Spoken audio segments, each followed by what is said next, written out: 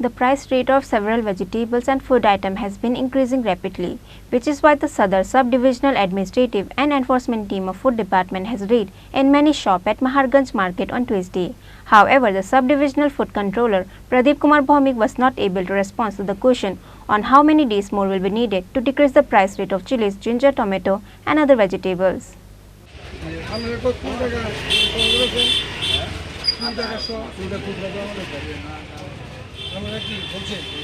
The price rate of several vegetables and food items has been increasing rapidly across the state. The price rate of green chili has increased to 400 rupees per kg, 300 rupees per kg ginger and tomato 100 rupees. The price rate of the food item also differ from one market to another. The price rate of the vegetable has been increased by their own wish. The market committee has no more control over the situation. No initiative has been taken from the side of food department. At last, there is no other choice rather return home with empty bag. As such situation, the Sadar Sub-Divisional Administrative and Enforcement Team of Food Department has raided in many shops at Maharganj market on Tuesday. However, the Sub-Divisional Food Controller Pradeep Kumar Bhaumik was not able to respond to the question on how many days more will be needed to decrease the price rate of chilies, ginger, tomato and other vegetables. আসলে আমাদের খাদ্য অধিকর্তার নির্মল অধিকারী স্যারে কালকে আমাদেরকে তারা phone করেছিল যে বাজারে যে সবজির দাম বিশেষ করে কাঁচা লঙ্কা, আলু, পেঁয়াজ, টমেটো এটা ঊর্ধ্বমুখী সেটা যাচাই করার জন্য আমাদের সদর মহকুমা শাসকের অধীন আমাদের এনফোর্সমেন্ট টিম আগে থেকেই গড়া আছে।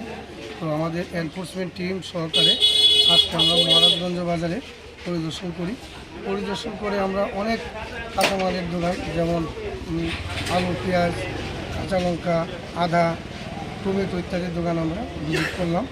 সর্বশেষে এই মুদির দোকানখানেও ভিজিট করলাম। এখানে ভিজিট করে দেখলাম ওনার যে বাটখারার যে মাপনের জিনিস সেটা যেটা রেনু থাকার কথা সেটাও রেনু নাই। তাছাড়া ওনার দোকানে আচার এবং সরষার তেল এক্সপায়ারি পাওয়া গেছে। তাছাড়া ফুড স্টাফ লাইসেন্সও নাই। ওনার যে সার্টিফিকেটটা আমরা সিজ করলাম, আমাদের এসডিএম অফিসে যাওয়ার জন্য বললাম, ওনাকে নোটিশ জারি করা হবে।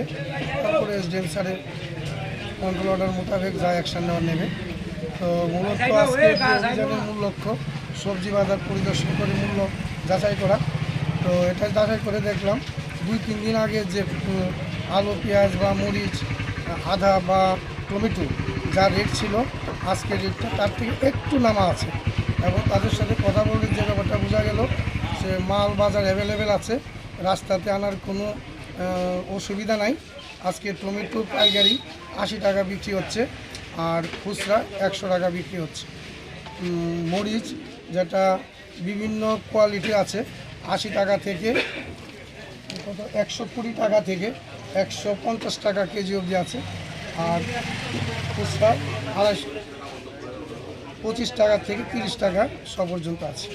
এতদিন যে দামটা ঊর্ধ্বমুখী ছিল কি কারণটাই মূলত কি কারণে ছিল? তারা তো এই ব্যাপারে কিছু বলছে না। কিছু তারা স্পেসিফিক কিছু বলতে পারছে না, শুধু বলছিল যে মালটার যোগান একটু কম ছিল। তারা স্পেসিফিক হিসাবে এই কথাই বলছে। এই কারণে যোগানটা কম তারা এটা বলতে পারে। এমনি কথা কালকের থেকে সেটা রেগুলার হয়ে গেছে। সমিতির সঙ্গে এমন কথা হয়েছে? আজকে সমিতির সাথে কথা হয়েছে। তারা আমাদের অভিযান দেখে তারা বলল যে আমরা আপনাদের সাথে বসবো, কোন জায়গায় ত্রুটি আসে সেই জিনিসটা দেখবো, এটা আলোচনার মাধ্যমে সেটা শেষ করব। সবসময় ওরা আমাদের কোঅপারেশন করে। আমরা এখনও ওদের যে কেন্দ্রীয় অফিস আছে আমরা মিলিত হব, বৈঠক করব, যাতে বাজারের মূল্যটা নিম্নমুখী হয়, জনগণ যাতে সুবিধা পায় সেই দিকে আমরা নজর রাখি। আর এমনিতে যে আপনি বললেন মরিচের রেটটা খুচরো বাজারে 250 থেকে 300 টাকা কেজি আছে, সেটা কবে নাগাদ কমবে কিছু কথাবার্তা করে বলতে একটা স্পেসিফিক কিছু বলতে পারছি না, তবে যা মোটিভ বুঝলাম যে আজকে বাজারে অনেক মরিচ এসে গেছে, আগামী দিনে আরও বেশি করে আসবে। আর চাহিদার থেকে যোগান যদি বেশি থাকে অটোমেটিক খুচরা মূল্য কমে যাবে। আর কার বিরুদ্ধে কোনো অ্যাকশান এমনিতে আমরা বাজারে যখন ঢুকলাম একটা মা কালী মিষ্টান্ন ভান্ডার ঢুকলাম, সেখানে আমরা কমার্শিয়াল সিলিন্ডারের বদলা ডোমেস্টিক সিলিন্ডার ইউজ করছে, সেই অপরাধে তার সিলিন্ডারের নাম আমরা সিজ করলাম। আর এই মুদির দোকানে আসলাম, সেখানেও আমরা বেশ অনিয়ম আমরা পেয়েছি। ওনার বিরুদ্ধে আমরা রিপোর্ট করব, কারণ সেবার নোটিশ জারি করব। Thank you.